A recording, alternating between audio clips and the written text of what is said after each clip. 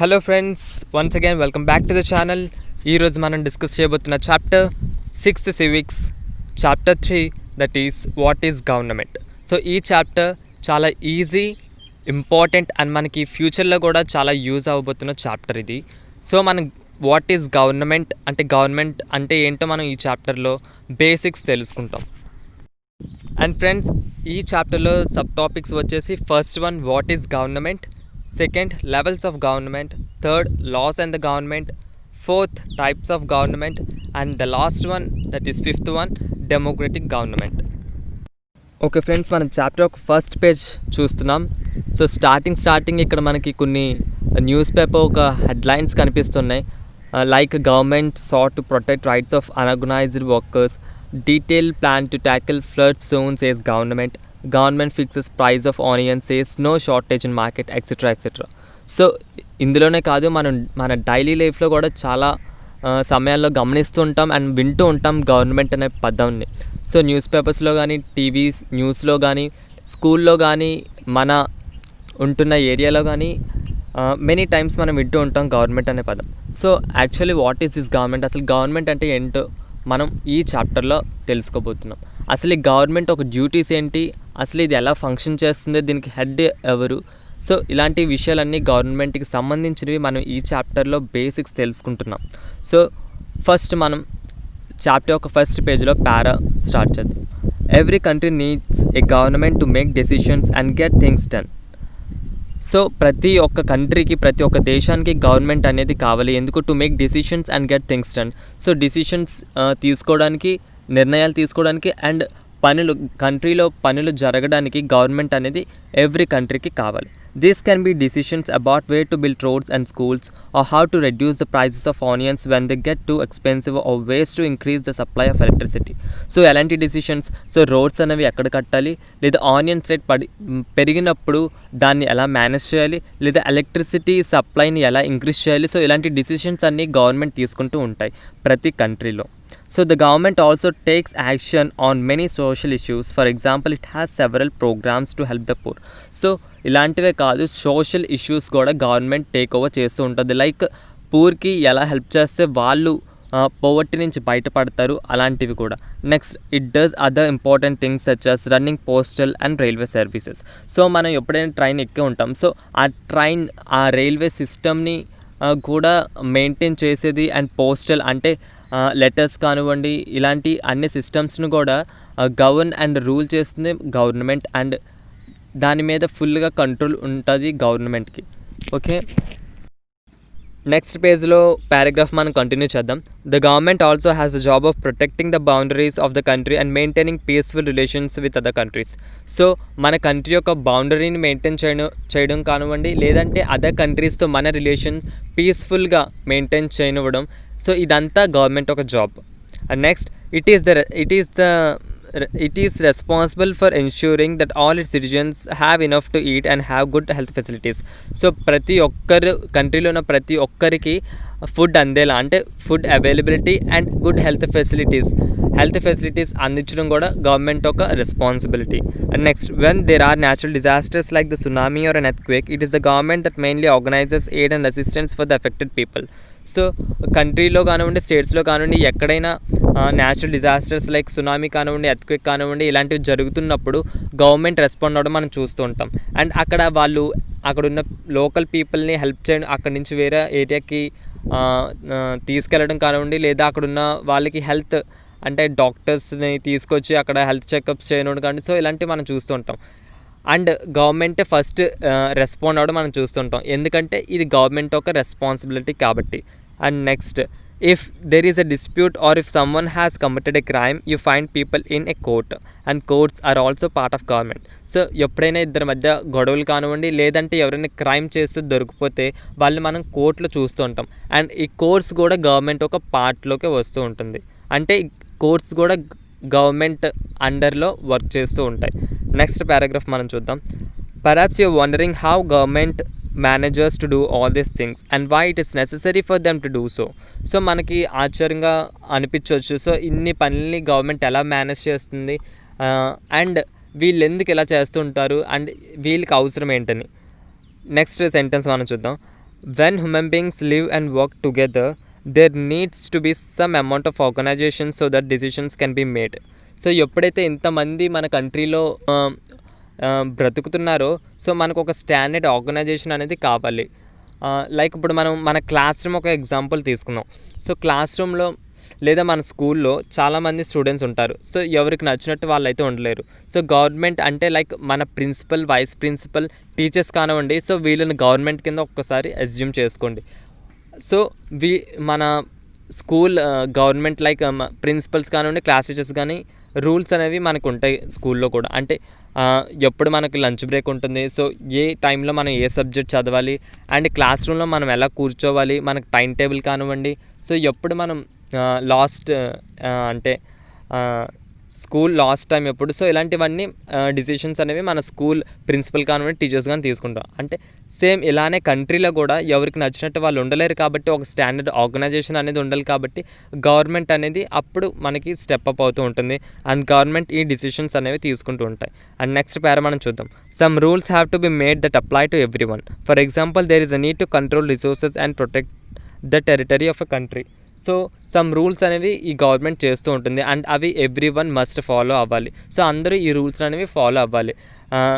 Like మన స్కూల్లో కూడా మనకు కొన్ని రూల్స్ అండ్ రెగ్యులేషన్స్ ఉంటాయి. సో మనం అందరం అవి ఫాలో అవుతుంటాం. ఒకవేళ మనం అవి కానీ రూల్స్ని బ్రేక్ చేస్తే మనకి పనిష్మెంట్ ఉంటుంది.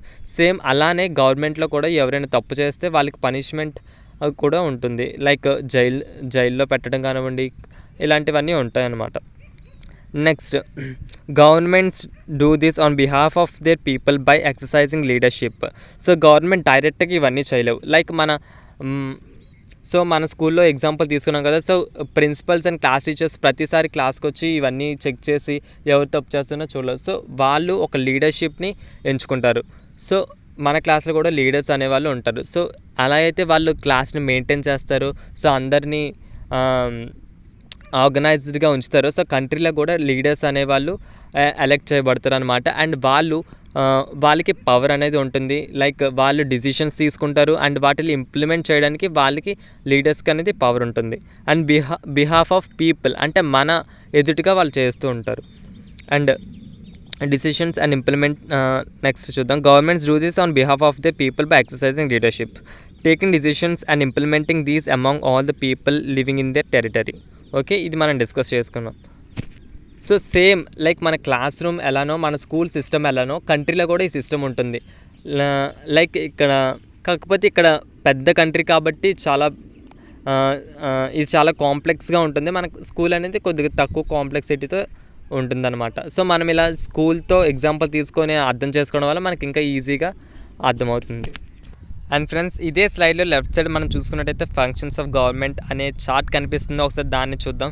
సో ఫంక్షన్స్ ఆఫ్ గవర్నమెంట్స్లో maintaining law and order, raise tax, provide public goods, minimize inequality, reduce market failure, macroeconomic stability, national defence, regulate labour markets and protecting of the environment. So ఇవన్నీ government ఒక ఫంక్షన్స్లోకి వస్తున్నాయి. And వీటిని కాకుండా చాలా మనం ఇప్పటివరకు మనం చూసాం. అంటే గవర్నమెంట్ ఇది చేయాలి, అది చేయాలి, వాటి ఫంక్షన్స్ ఇది అది, గవర్నమెంట్ దీనికి రెస్పాన్సిబుల్, దానికి రెస్పాన్సిబుల్ మనం ఇప్పటివరకు చదువుకున్నాం. సో గవర్నమెంట్ ఒక ఫంక్షన్స్ మనకు తెలిసాయి కానీ అసలు గవర్నమెంట్ అంటే ఏంటో మనకు తెలియాలి. సో అసలు బేసిక్ డెఫినేషన్ ఒక గవర్నమెంట్ ఏంటో మనం నెక్స్ట్ స్లైడ్లో చూద్దాం. సో మనకి గవర్నమెంట్ అంటే ఏంటో మనకి క్లారిటీ అనేది వస్తుంది. అండ్ మనం గవర్నమెంట్ ఒక డెఫినేషన్ చూద్దాం. Government is a group of people that have the power to rule in a territory according to the law. So government అంటే it is a group of people and ఆ పీపుల్కి have the power, వాళ్ళకి power అనేది ఉంటుంది to rule in a territory. Power దేనికి? To rule the territory according to the law. So law ప్రకారం ఒక టెరిటరీని రూల్ చేసే పవర్ ఉన్న పీపుల్ అందరూ కలిసి దాన్ని గవర్నమెంట్ అని అంటారు.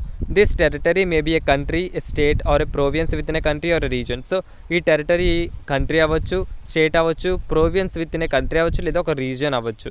And government makes laws, rules and regulations, collect taxes and print money. So government basically ఏం చేస్తూ ఉంటుంది? లాస్ని ఇంట్రడ్యూస్ చేస్తుంటుంది, రూల్స్ అండ్ రెగ్యులేషన్స్ని పెడుతుంటుంది, అండ్ మన దగ్గర నుంచి ట్యాక్సెస్ని కలెక్ట్ చేస్తుంది, అండ్ మనీని కూడా ప్రింట్ చేస్తుంది. సో ఇంకా సింపుల్ డెఫినేషన్ చూద్దాం. Government, the group of people who are responsible for controlling a country or a state. So group of people group of people అంటే కొంతమంది leaders who are responsible for controlling a country, and ఆ group of people కంట్రీని control చేయడానికి responsibility ఉన్నవారనమాట. So వీళ్ళు అందరూ కలిస్తే వాళ్ళు గవర్నమెంట్ని ఫామ్ చేస్తారనమాట.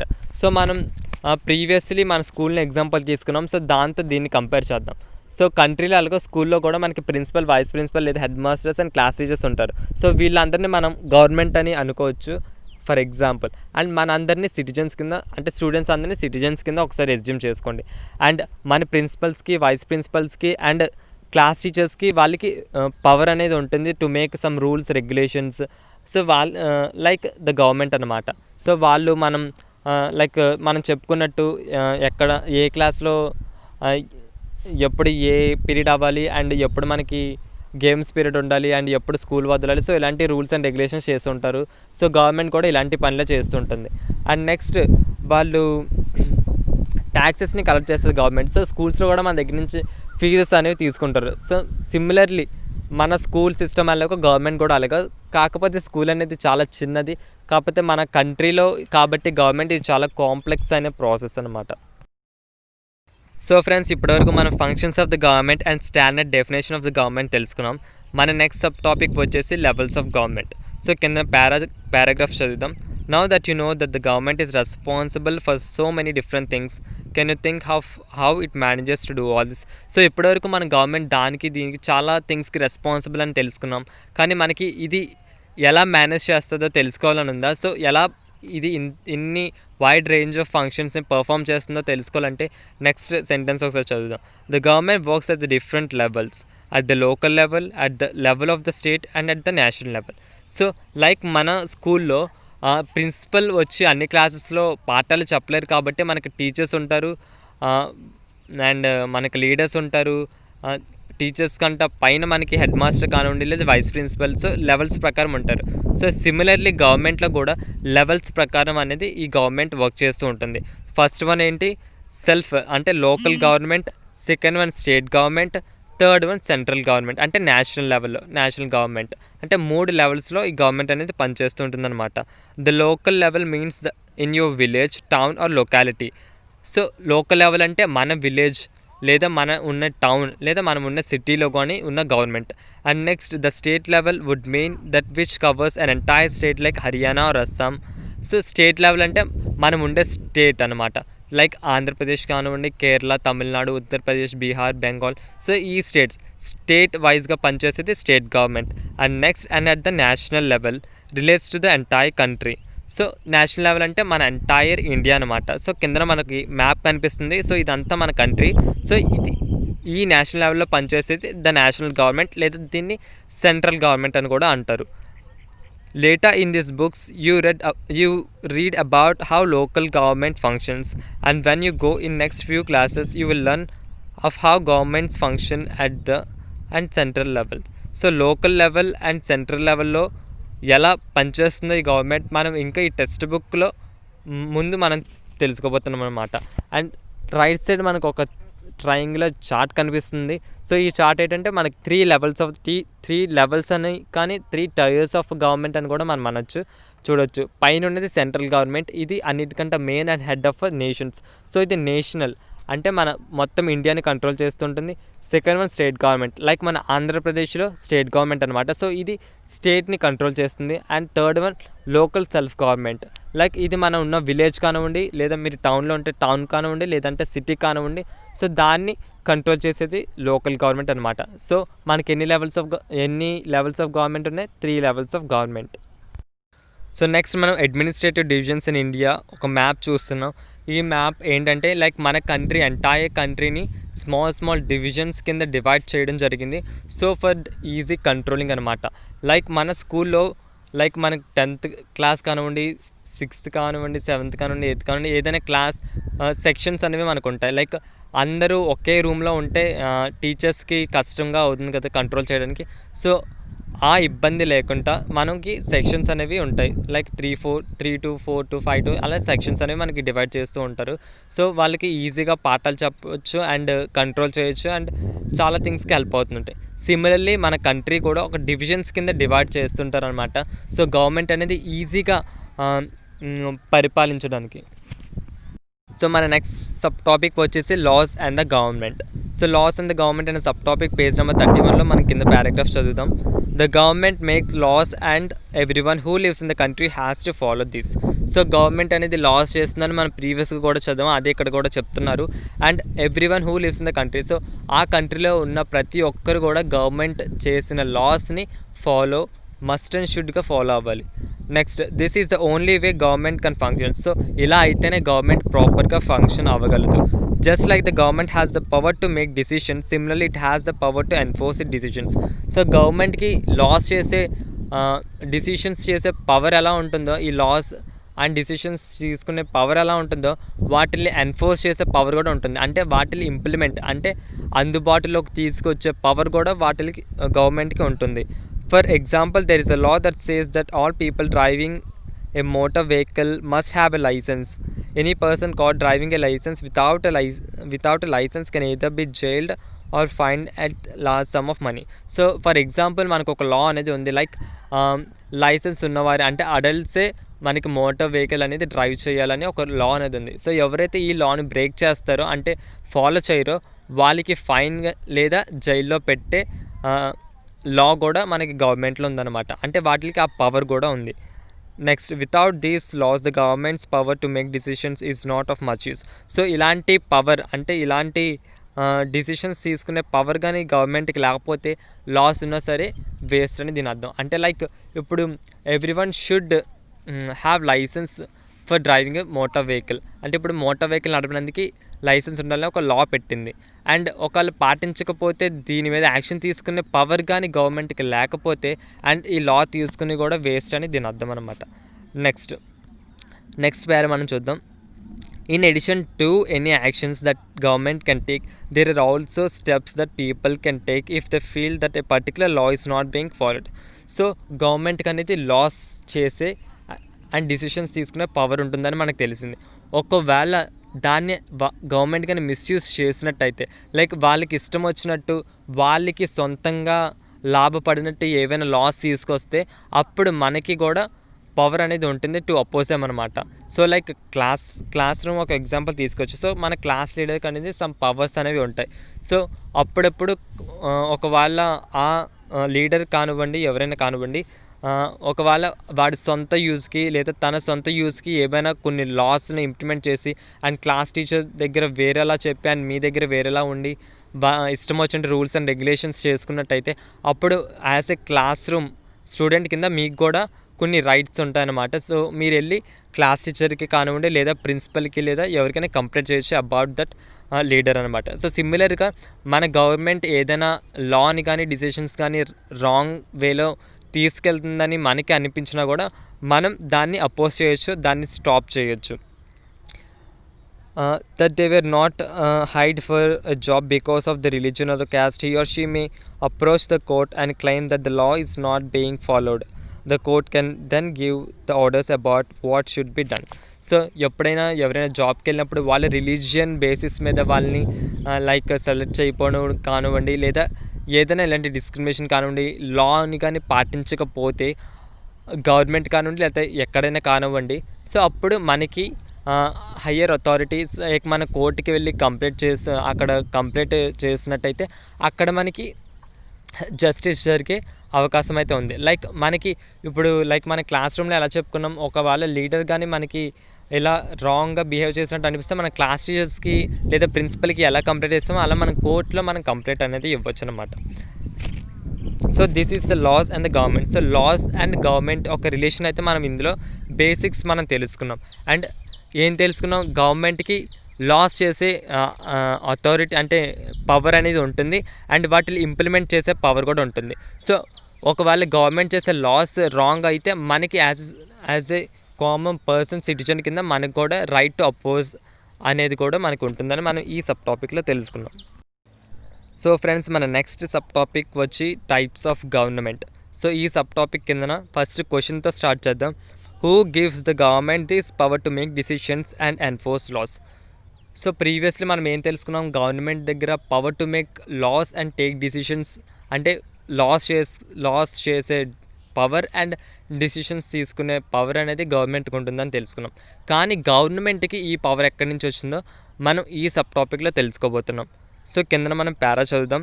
The answer to this question depends on the type of government there is in a country. So ఈ క్వశ్చన్కి ఆన్సర్ తెలియాలంటే ఫస్ట్ మనం ఆ కంట్రీ యొక్క టైప్ ఆఫ్ గవర్నమెంట్ చూస్తే మనకు తెలుస్తుందని అర్థం.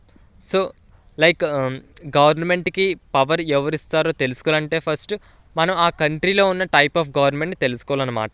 సో నెక్స్ట్ చదువుదాం. In a democracy it is the people who give the government this power. So ఒక డెమోక్రటిక్ కంట్రీలో మనం అంటే the common people, so every సిటిజన్కి పవర్ అనేది ఉంటుంది. సో ఎవ్రీ సిటిజన్ గవర్నమెంట్కి ఆ పవర్ ఇస్తాడనమాట.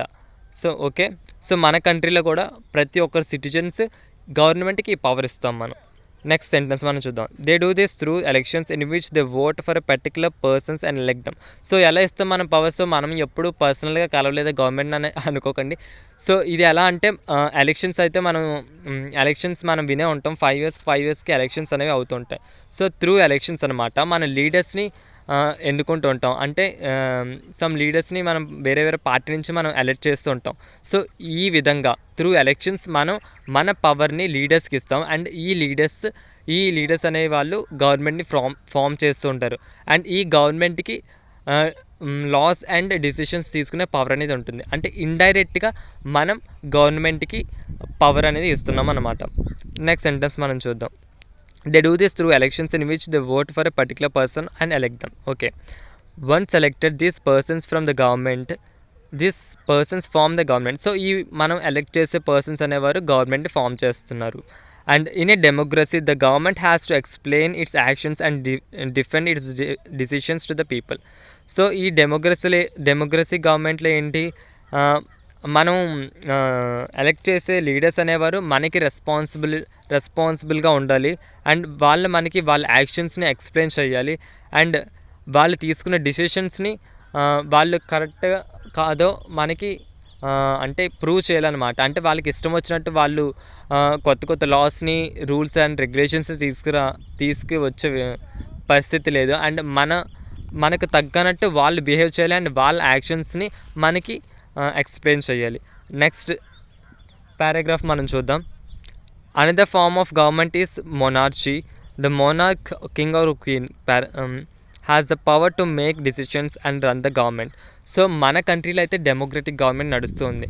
కాకపోతే వేరే కొన్ని కంట్రీస్లో ఇలా కాదు, కింగ్ అండ్ క్వీనే ఉంటారు. అంటే ఇది పాస్ట్లో హిస్టరీలో అన్ని కంట్రీస్లో ఉండేది. సో ఇప్పుడు కొత్తగా మనకి డెమోక్రటిక్ గవర్నమెంట్స్ అనేవి వస్తున్నాయి. కాకపోతే అప్పట్లో ఓన్లీ కింగ్స్ అండ్ క్వీన్కే పవర్స్ అనేవి ఉండేవి అనమాట. అండ్ ఆర్డినరీ పీపుల్కి పవర్ అనేది ఉండేది కాదు. సో కింగ్ అండ్ క్వీన్, రాజు లేదా రాణి ఎలా చెప్తే అండ్ అందరు ప్రజలు కూడా, అందరు సిటిజన్స్ కూడా అలానే నడుచుకోవాలి. సో దాన్ని మొనార్చీ అంటారు. అంటే it is also a form of government. Okay, so power to make decisions and run the government. So వాళ్ళకే ఫుల్ పవర్ అనేది ఉంటుంది, రాజుకు కానీ రాణికి కానీ. And the monarch may have a small group of people to discuss matters with, but the final decisions making power remains with the monarch. So కొంతమంది people కూడా ఉంటారు వీళ్ళకి డిసిషన్స్ తీసుకోవడానికి హెల్ప్ చేయడానికి. కాకపోతే the main decisions, the final decisions మాత్రం king and క్వీన్కే ఉంటుందన్నమాట. Next, king and queens do not have to explain their actions or defend the decisions they take. Like ఇప్పుడు మన గవర్నమెంట్లో, లైక్ డెమోక్రసీ గవర్నమెంట్లో మనం ఏం చూస్తున్నాం, సో లీడర్స్ కానివ్వండి లేదా గవర్నమెంట్ కానివ్వండి, ఏదైనా లాస్ అండ్ డిసిషన్స్ తీసుకున్నప్పుడు అంటే ప్రతి ఒక్క సిటిజన్కి ఎక్స్ప్లెయిన్ చేయాలి. అంటే మేము ఇది చేస్తున్నాం అది చేస్తున్నామని వాళ్ళు ఎక్స్ప్లెయిన్ చేయాలి. ఒకవేళ తప్పు అనుకుంటే దాన్ని వాళ్ళు చేయకూడదు.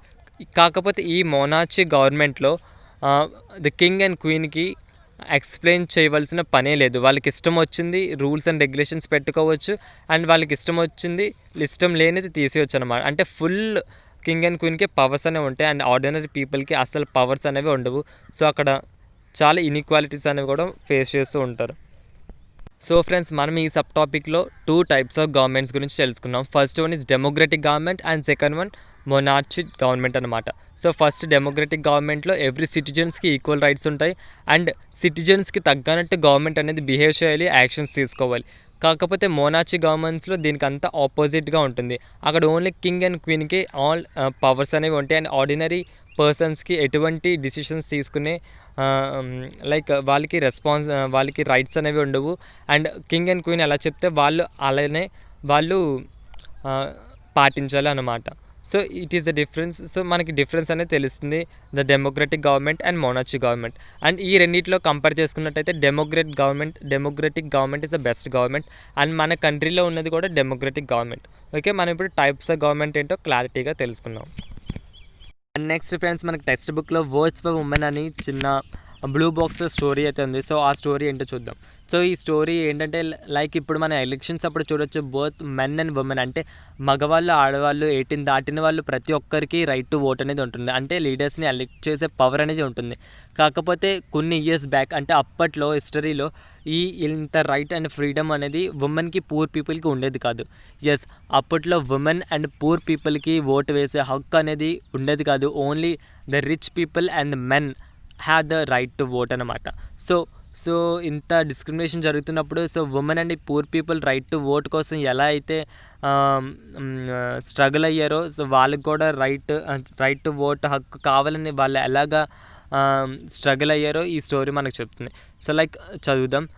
Now here in the world have governments willingly shared power all over Europe and USA. Women had the power, poor had to fight for the participation in government. So ఇప్పుడైతే ప్రతి గవర్నమెంట్ పవర్ అనేది ఈక్వల్గా share చేస్తుంది ప్రతి సిటిజన్కి.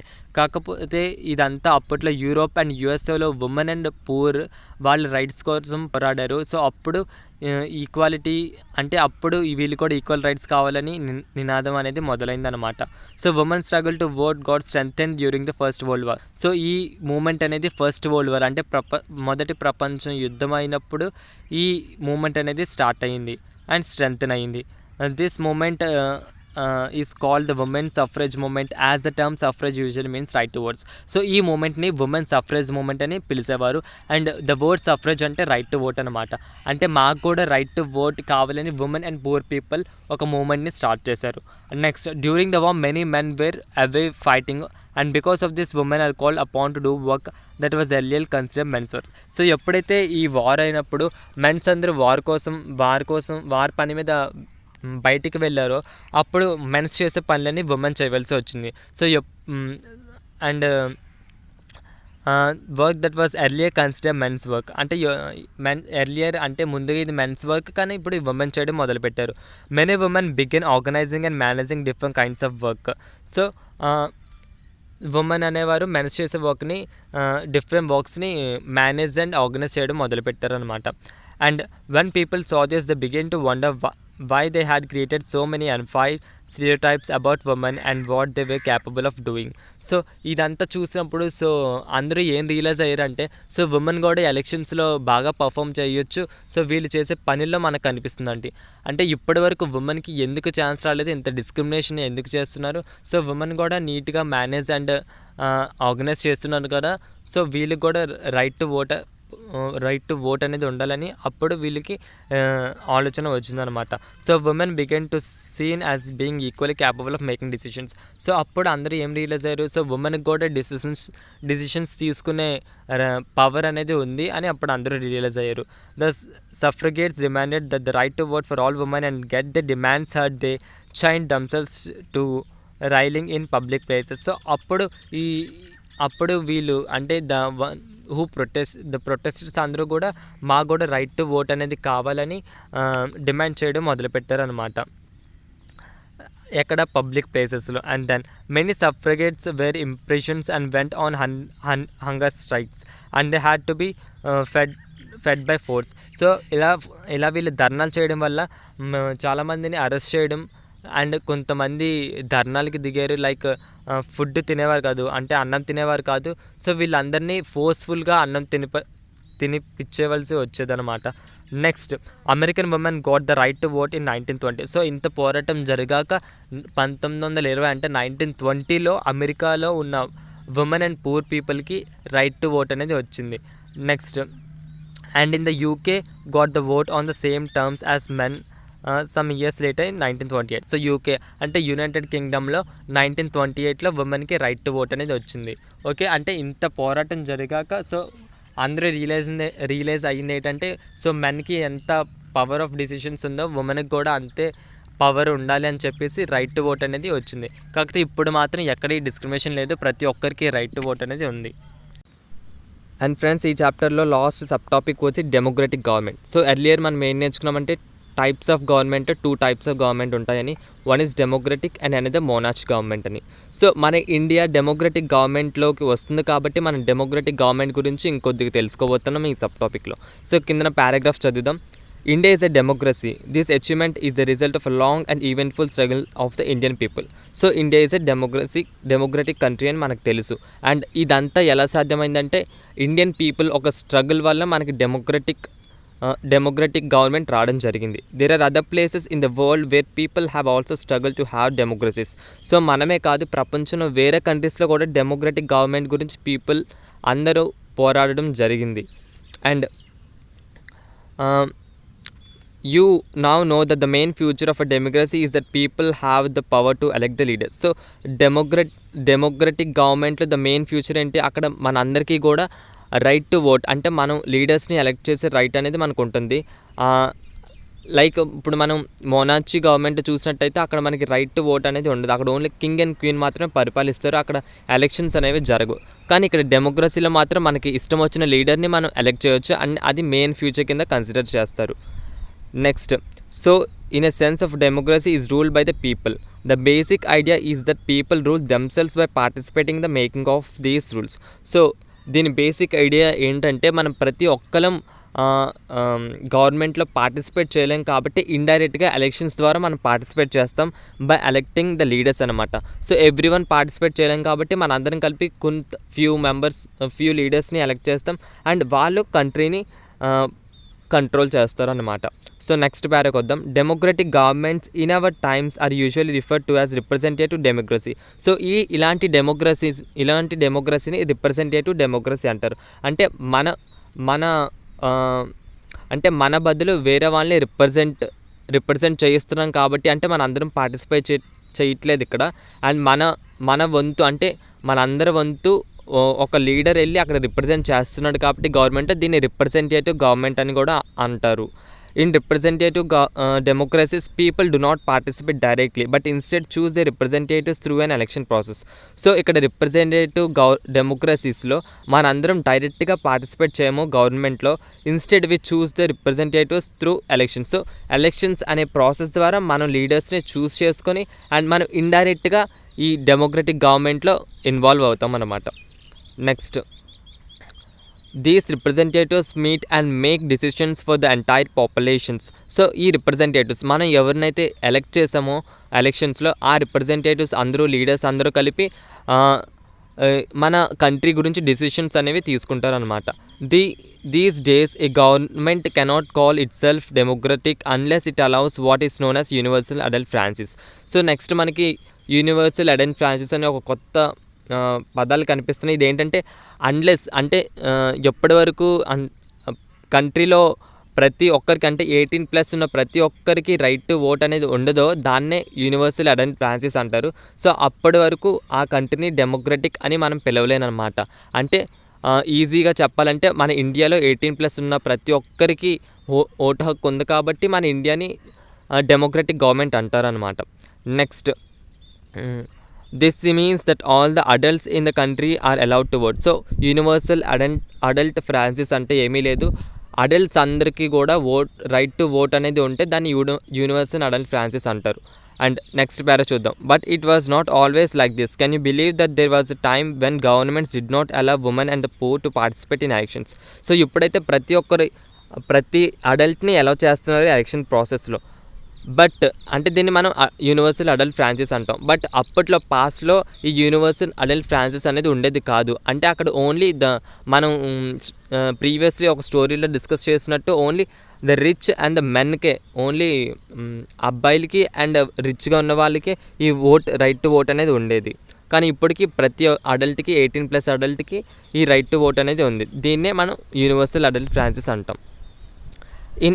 In their earliest forms, governments allowed only men who owned property and were educated. So అప్పట్లో lands, properties, భూములు అవి ఎవరికి ఉన్నాయో అండ్ ఎవరైతే ఎడ్యుకేటెడ్ అంటే ఎవరైతే చదువుకున్నారో వాళ్ళనే ఓట్ వేయడానికి అలౌ చేసేది అనమాట, to vote. This mean that women, the poor, the propertyless and the uneducated were not allowed to vote. So ఇలా చేయడం వల్ల ఏమైంది, ఉమెన్కి అండ్ పూర్ అంటే ఎవరికైతే ల్యాండ్స్ లేవో వాళ్ళకి, వీళ్ళందరికీ కూడా ఓటేసే రైట్ అనేది రాలేదు. నెక్స్ట్ చూద్దాం. The country was governed by the rules and regulations that this few men made. So ఇలాంటప్పుడు ఓన్లీ ఆ కొంతమంది ఎవరైతే రైట్ టు ఓట్ ఉన్నదో ఓన్లీ రిచ్ అండ్ ప్రాపర్టీ ఉన్నవారికి, సో వాళ్ళ ద్వారానే లీడర్స్ అనేది ఎన్నుకోవడం జరిగిందనమాట. In India, before independence, only a small minority was allowed to vote, and they therefore came together to determine the fate of a majority. So కొంతమంది పీపులే the country యొక్క భవిష్యత్తుని influence చేసేవారు అనమాట. అంటే ఓన్లీ కొంత మెజారిటీ, అంటే అందరికీ ఓటు హక్కు ఉండేది కాదు కాబట్టి అప్పట్లో ఓన్లీ కొంతమంది ఎవరికైతే డబ్బులు అండ్ రిచ్ ఎడ్యుకేటెడ్ అయ్యి ఉన్నవారో ఆ కొంతమందినే అలౌ చేసేవారు కాబట్టి వాళ్ళే మన కంట్రీ యొక్క భవిష్యత్తుని డిటర్మైన్ చేసేవారు అనమాట. Next, several people including Gandhiji were shocked at the unfairness of this practice and demanded that all adults have the right to vote. So ఇలాంటి పరిస్థితి చూసినప్పుడు పర్సనాలిటీస్ లైక్ గాంధీజీ గారు కూడా ఆశ్చర్యపోయి అండ్ ఇది చాలా అన్ఫేర్ అని, ఇలాంటి సిస్టమ్స్ ఉండకూడదని, ప్రతి ఒక్కరికి ప్రతి అడల్ట్కి రైట్ టు ఓట్ అనేది ఉండాలని ఫీల్ అయ్యారు. Next, adults have to right to vote. This is known as universal adult Frances. So ముందుగా చెప్పుకున్నట్టు ప్రతి అడల్ట్కి రైట్ టు ఓట్ ఉండాలి అండ్ దాన్ని మనం యూనివర్సల్ అడల్ట్ ఫ్రాన్సిస్ అంటాం. నెక్స్ట్ పారాగ్రాఫ్ చూద్దాం. Writing in the journal Young India in the 1931, Gandhiji said, I cannot possibly bear the idea that a man who has got wealth should have the vote, but that a man who has got character but no wealth or literacy should have no vote, or the man who works honestly by the sweat of his broad day and day out should not have the vote for the crime of being a poor man. So Gandhiji 1931లో ఒక జర్నల్లో, young India అనే జర్నల్లో ఏం చెప్పారంటే, I could possibly bear the idea, అంటే నేను ఇలాంటి ఐడియాని భరించలేకపోతున్నాను. ఎలాంటి ఐడియా అంటే ఓన్లీ ద రిచ్ అండ్ ఎవరికైతే ప్రాపర్టీ ఉందో అండ్ ఎవరైతే చదువుకున్నారో వీళ్ళకే ఓటు హక్కు ఉండాలని ఐడియాని నేను భరించుకోలేకపోతున్నాను. ఇది చాలా తప్పు. అండ్ ఒకవేళ ఓన్లీ ద రిచ్ పూర్కే గుడ్ డిసిషన్స్ తీసుకునే అంటే ఓన్లీ రిచ్ అండ్ ప్రాపర్టీ ఉన్నవారే అత్తమానికి గుడ్ డిసిషన్స్ అనేవి తీసుకోలేరు కదా.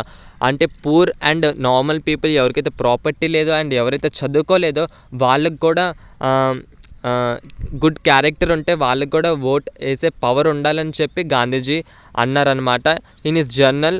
ఆ జర్నల్ పేరు యంగ్ ఇండియా అండ్ ఎప్పుడు 1931లో అనమాట. అంటే ఇతను కూడా అందరికీ అంటే ప్రతి అడల్ట్కి కంట్రీలో రైట్ టు ఓట్ అనేది ఉండాలని చెప్పి అతను ఫీల్ అయ్యారనమాట. అండ్ మనం ఫ్రీక్వెంట్లీ డెమోక్రటిక్ గవర్నమెంట్, డెమోక్రసీ గురించి మనం మాట్లాడుతున్నాం. అసలు డెమోక్రసీ యొక్క మీనింగ్ మనం చూద్దాం. Democracy is a Greek word composed of 2 parts, demos the people, Kratos rule, the rule of the people అనమాట. సో డెమోక్రసీ అనేది ఒక గ్రీక్ వర్డ్ అండ్ ఆ వర్డ్లో 2 parts అనేవి ఉంటాయి Greek words.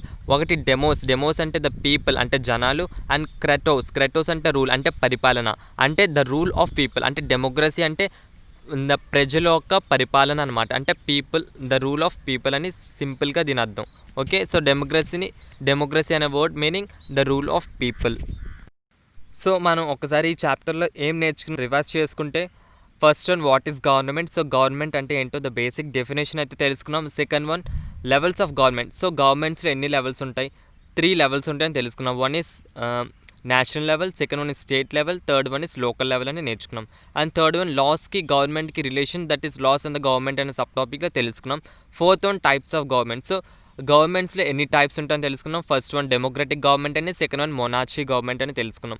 And fifth one and the last one democratic government. So మన India democratic గవర్నమెంట్లో ఉంది కాబట్టి డెమోక్రటిక్ గవర్నమెంట్ గురించి తెలుసుకున్నాం. సో డెమోక్రటిక్ గవర్నమెంట్ అంటే అక్కడ ప్రతి ఒక్క అడల్ట్కి రైట్ టు ఓట్ అనేది ఉండాలి. దాన్ని మనం సింపుల్గా యూనివర్సల్ అడల్ట్ ఫ్రాంచైజ్ అని కూడా అంటాం. ఓకే.